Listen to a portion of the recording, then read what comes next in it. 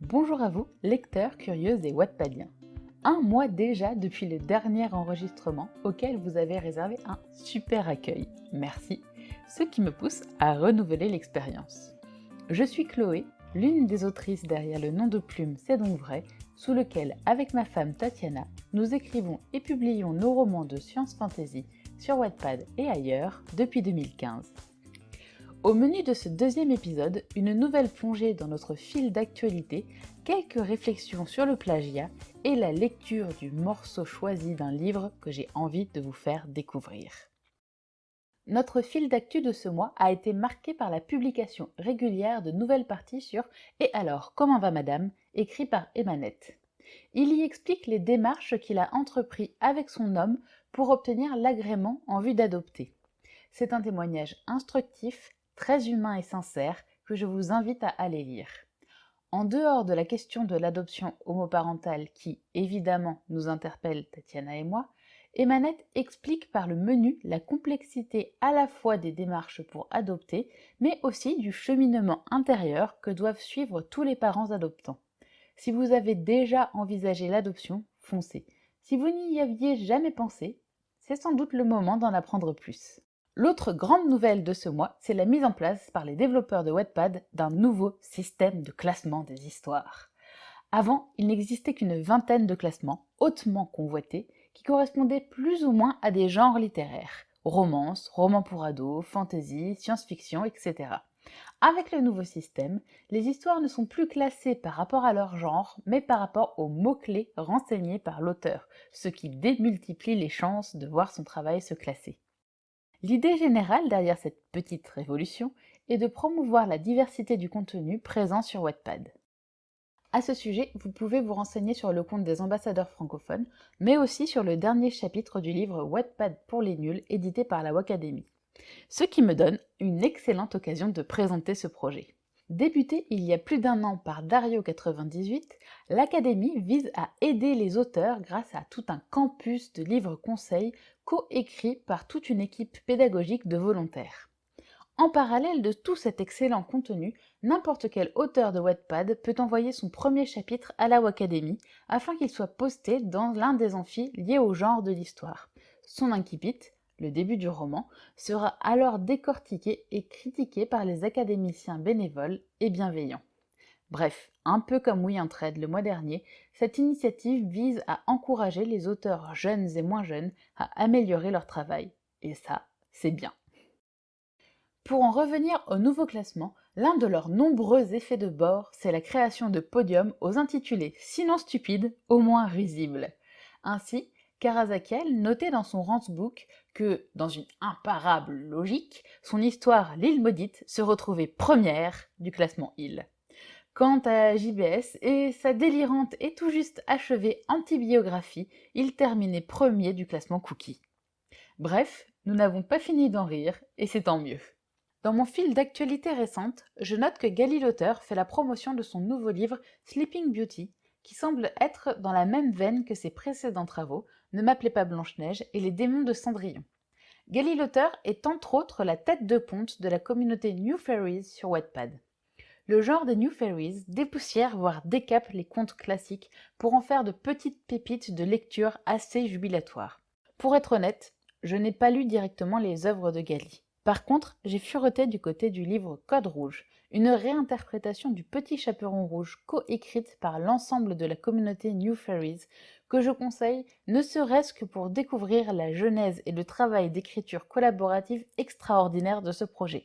Sur un autre sujet, un petit vote storm, littéralement tempête de vote, soit que quelqu'un a passé quelques heures creuses sur une histoire avec assez d'enthousiasme pour voter sur chaque chapitre, a attiré mon attention. L'ami Volt a donc voté à de nombreuses reprises sur un livre intitulé La pièce du palais. Le livre en question est une pièce de théâtre, ce qui est assez rare sur Wattpad pour être remarqué, et le sujet très politique m'a l'air tout à fait attrayant. J'en profite pour poser là ma petite technique personnelle pour trouver de la lecture goulayante sur Wattpad. Déjà, je répète, mais bon, on ne le dira jamais assez, je n'utilise jamais les suggestions proposées par Wattpad. Je repère des livres dans mon fil d'actu ou dans les listes de lecture de personnes de bon goût. Une fois un livre sympathique dégoté, je survole le résumé ouvre le premier chapitre, scrolle au hasard dans la page et lit un bout. Voici ce que ça donne pour cette fameuse pièce de théâtre. Monsieur le Président. Ah, je disais à Guitry qu'il ne pouvait déposer sa candidature pour la présidentielle car c'est interdit. Je dois être le seul. Le Premier ministre. Depuis quand? Monsieur le Président. Depuis que j'en ai fait le vœu. Ma mère m'a toujours dit que lorsque je vois une étoile filante, je dois fermer les yeux très fort, penser à quelque chose très fort, et il se réalisera. Moi, j'ai fait le vœu d'être le seul candidat à la présidentielle. Le Premier ministre hoche la tête. Ça se tient, se tourne vers Sacha Guitry. Vous ne pouvez vous présenter, monsieur. Bon, pile à lire, j'ai envie de dire. Pour conclure, je vous invite à suivre les publications de Joe Cornelas, qui a entrepris de retranscrire les règles de storytelling appliquées par les scénaristes de chez Pixar et en a fait pour vous une compilation commentée, une mine de conseils indispensable. Je pourrais scroller indéfiniment sur ce fil et trouver 1000 choses intéressantes à vous présenter, mais cela durerait des heures, donc on va tout simplement enchaîner avec la suite. Sujet d'angoisse et de tension s'il en est, parlons aujourd'hui de ce mal, de ce fléau, de cette infamie qu'est le plagiat sur Internet en général et sur Wattpad en particulier. D'abord, qu'est-ce que le plagiat? Si on s'en réfère à un dictionnaire, et on n'a pas fait mieux en matière de définition de mots, c'est, je cite, « acte de quelqu'un qui, dans le domaine artistique ou littéraire, donne pour sien ce qu'il a pris à l'œuvre d'un autre ». Ouais, autant donne pour sien, c'est à peu près clair, c'est une personne qui se dit créateur de quelque chose qu'il n'a pas créé. Par contre, pris de l'œuvre d'un autre, c'est vague. Jusqu'où peut-on prendre de l'œuvre d'un autre? Où commence la copie et où s'arrête l'inspiration? Sur le sujet, la loi française ne va pas beaucoup aider car le mot plagiat n'y apparaît pas. Tout au plus, on va considérer le plagiat comme une modalité possible de la contrefaçon. Nouvel instant définition. Et contrefaçon, toute reproduction, représentation ou diffusion, par quelque moyen que ce soit, d'une œuvre de l'esprit en violation des droits de l'auteur, tels qu'ils sont définis et réglementés par la loi. Donc la contrefaçon, c'est diffuser une œuvre sans l'autorisation de l'auteur. Mes années collège à graver et distribuer des CD de MP3 sous le manteau viennent de prendre une tournure épique. J'étais donc faussaire, je diffusais de la musique de contrebande. Tout ceci ne nous avance guère, ceci dit. La contrefaçon d'un livre, ce serait copier-coller tout ou une partie d'un texte sans respecter son droit d'auteur. Une pratique un peu con, mais qui s'est déjà vue. L'exemple le plus connu et le plus récent étant Michel Houellebecq, qui, dans son livre La carte et le territoire, a repompé tel quel des contenus de Wikipédia, sans citer la provenance du texte, et en laissant donc penser à son lecteur que le texte était de lui, alors que pas. Là où ça devient plus délicat, c'est lorsque l'histoire originale a été un peu modifiée. La contrefaçon, moins évidente, devient plus difficile à prouver. Changement d'époque, ou de nom des personnages, ou du contexte, chaque cas de plagiat est d'une extrême complexité à établir et demande de l'intervention de spécialistes et la mise en œuvre d'études comparatives poussées. Mettons par exemple le synopsis suivant. Une jeune fille de milieu relativement modeste vit à insérer le nom d'une grande ville américaine de préférence et débute dans un milieu un peu hype comme la mode, l'édition ou l'art. Elle va être embauchée comme un poste en bas de l'échelle comme secrétaire ou stagiaire, mais sa route va croiser celle de son richissime patron avec qui elle va vivre une relation qui changera sa vie à jamais. Si le patron est un bad boy, vous avez le scénario de 80% de la catégorie Chitli de Wattpad, de 50 nuances degrés et de centaines d'œuvres commercialisées. Si le patron est une femme, ce qui est plus rare, vous avez le scénario du Diable s'habille en Prada, qui est un film plutôt sympa, même s'il a des défauts. Alors quoi? Toutes les histoires sont-elles des plagiats de contrefaçon jusqu'à remonter à l'histoire originelle avec des majuscules, source de toutes les romances de ce genre? Non. Évidemment, non. Déjà, il faut mettre les choses au point. En France, au moins, il est impossible de protéger une idée ou un concept. Ce que protège la loi française, c'est l'exécution, l'application de l'idée. La patte de l'auteur, la façon dont est écrite l'histoire, les procédés narratifs utilisés, la façon dont ils s'enchaînent. Une idée est libre de parcours, comme dit l'adage. Seules les créations sont protégées. Et d'ailleurs, une même idée peut donner lieu à des créations très différentes. Ensuite, il faut savoir qu'un tribunal va d'abord chercher à évaluer le préjudice commercial d'une contrefaçon, en partant du principe que toute copie contrefaite a profité au faussaire et non au créateur légitime. Difficile donc pour un particulier qui diffuse son contenu au hasard sur Wattpad de faire valoir ses droits. Donc c'est terminé. On ne met plus rien en ligne, nos textes restent bien au chaud dans nos armoires ou cachés sous les matelas à l'instar des économies de grand-mère? Non, bien sûr que non. Déjà parce que, pour être lu, il faut bien donner votre histoire à lire et que dès lors, vous prenez un risque qu'elle soit copiée. Ensuite parce que les histoires de plagiat et de copie, c'est peut-être simplement moins grave qu'il n'y paraît. Pour conclure et pour appuyer cette hypothèse, je vais non pas plagier, mais citer une partie de l'article Plagiat et création littéraire rédigé par Hélène Morel-Indard pour le site Fabula. S'interroger sur le plagiat, c'est tenter de comprendre dans quelle mesure l'écrivain, tout imprégné qu'il est de ses propres lectures, parvient à dépasser les modèles et à apporter son empreinte personnelle à l'œuvre. La réflexion sur le plagiat conduit inévitablement à s'interroger sur ce qu'est l'originalité en littérature. L'originalité en littérature, vaste sujet qui, je vous le promets, sera un jour abordé. D'ici là, poursuivons ce podcast avec une rubrique qu'il me tardait terriblement de mettre en œuvre, la lecture de morceaux choisis. Un peu comme pour Chevalier Larouille, j'avais hâte de poser ma voix sur le morceau de bravoure homérique et haletant que je vous propose aujourd'hui. Place à Nez des glaces de Suzy Petrouchka, chapitre 3, juste après le départ du triptyque, la course de dragon ultime.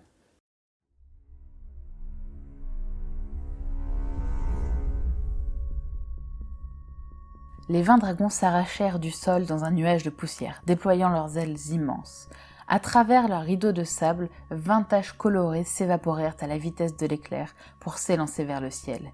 Grace Valette volait en tête. Son dragon soleil aux ailes immenses possédait plus de puissance que les autres, la propulsant en avant. Comme toujours, Lorna se tenait à l'arrière. La Nez des glaces aurait disposé de la vigueur nécessaire pour la maintenir dans le peloton, mais elle préférait demeurer à l'écart des autres pour l'instant. Bien trop d'objectifs se braquaient sur les dragons à ce moment-là, et elle ne voulait pas prendre le risque de se retrouver prise dans un accrochage dans lequel on aurait pu filmer sa virtuosité en vol et analyser sa technique par après. Pas plus qu'elle ne souhaitait tuer un autre pilote sous les yeux du monde entier. Comme annoncé, André Verchel et son dragon siphon se trouvaient juste derrière Lorna. Il obliqua dans la même direction qu'elle lorsqu'elle abandonna les dunes et la ligne droite en direction de l'arrivée pour plonger vers un massif montagneux à quelques kilomètres à l'est. Les concurrents ne disposant pas de dragons adaptés aux conditions extrêmes du désert, soit tout le monde sauf Élisée Satini et Grace Valette, empruntaient cette route-là où les masses d'air circulaient mieux afin de trouver un peu d'ombre et de fraîcheur. Il fallait compter une bonne demi-heure de plus pour le détour, mais cela allait tout de même plus vite que de terminer la course sur le dos d'un dragon à moitié mort. Sans compter que l'endroit recelait nombre de tournants où se débarrasser sans témoin d'un concurrent gênant. Un terrain de jeu inouï pour l'écorcheuse d'Alieska. Les 18 dragons restants s'égayèrent rapidement entre les rochers.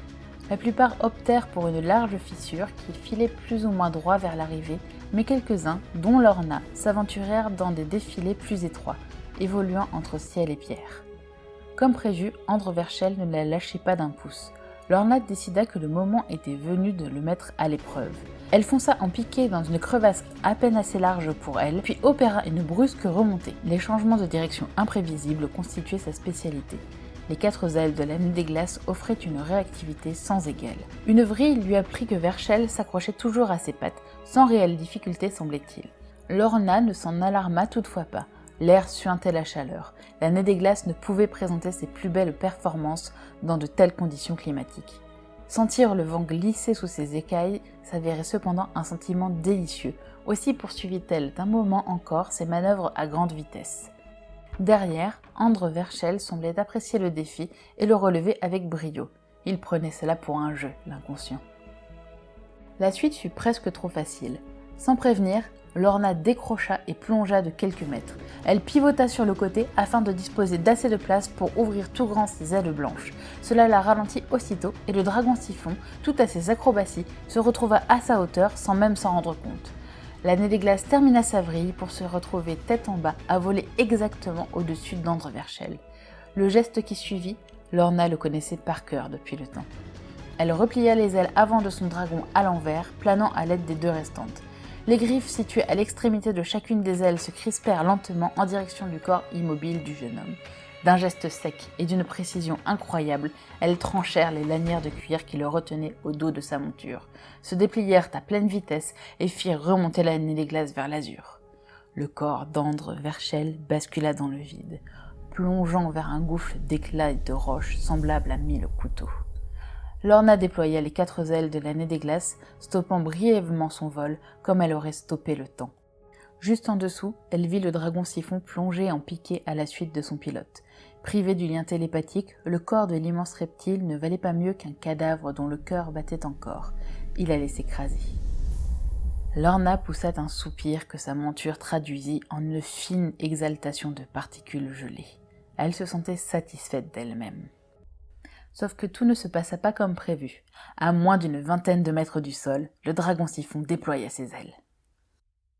Et c'est sur cette tentative d'assassinat aérien épique et vibrant de suspense que va se conclure l'épisode du jour. Si vous avez apprécié l'extrait, allez découvrir le reste de l'histoire sur le compte de Suzy. Nez des glaces est une novella, une longue nouvelle qui vous tiendra en haleine de la première à la dernière page. Un one-shot qui se lit en une bonne soirée ou nuit, si, comme moi, quand un bouquin vous embarque, vous vous retrouvez à lever le nez à 4 heures du matin, hébété, désorienté et épuisé de n'avoir pas vu le temps filer.